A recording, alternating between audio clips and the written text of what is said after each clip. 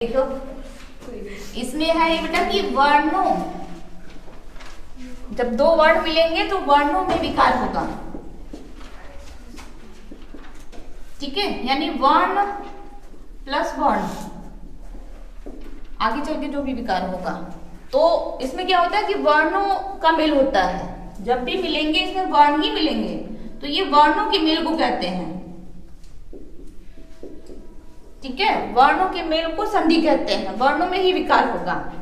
और संयोग में होता है कि कोई विकार नहीं होता है, डायरेक्ट बनता है। जैसे अगर मैं बोल दूं राम प्लस सहाय, तो आप देखिए कोई इसमें राम सहाय ही बनेगा, इसमें कोई विकार नहीं होता है। कई जगह कोई विकार नहीं होता, डायरेक्ट वो शब्द बनता है, कोई विकार नहीं होता, कोई संधि नहीं होता, उसमें कोई समास नहीं होता। तो उसमें कोई संधि नहीं है ना कोई समास है।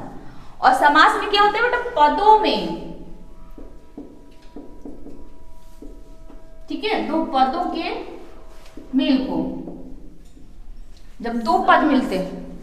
अब आप कहेंगे दो पद क्या होते हैं, पद क्या होते हैं? जब कोई शब्द, कोई भी शब्द वाक्य में यूज होता है तब वो पद बन जाता है।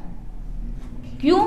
क्योंकि कोई भी शब्द जब वाक्य में यूज होगा बेटा तो उसमें कारक चिन्ह लग जाते हैं, और वही कारक चिन्हों को ये लोप कर देता है।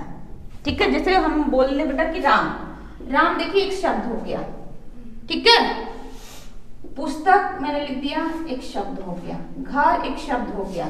अब मैं इसी को जोड़ करके अगर आपसे बोलूं राम ने पुस्तक घर में पढ़ा, ठीक है, एक मैंने एक सेंटेंस लिखा, देखिए राम के साथ ये शब्द लग गया तो ये पद हो गया। जहां कारक चिन्ह लग जाता है वहां पद हो जाता है।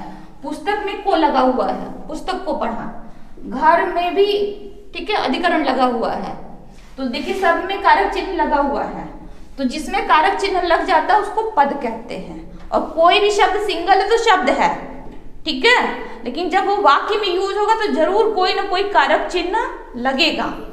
ठीक है, बिना कारक चिन्ह के वो यूज नहीं होगा। जैसे आपके यहाँ कोई मेहमान आते हैं बिना मिठाई के आते हैं, नहीं आते हैं, बिना मिठाई के आते हैं तो आप वो मेहमान नहीं समझते हैं, आप कहते हैं बहुत बेकार मेहमान है ना।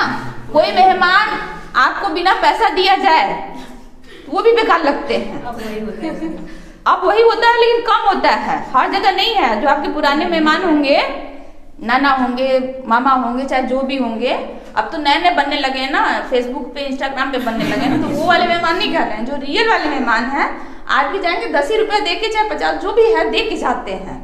तो यही है वो कि रिश्तेदारी में कोई आएगा तो देना लेना चलता है, बिना दिए भी वो नहीं जाएगा। अपना जो भी उसका सगा संबंधी उसको देगा, सबको थोड़ी ना घर वालों को देगा। उसके मान लीजिए बेटी के पिताजी हैं तो बेटी को देके जाएंगे, जाहिर सी बात है।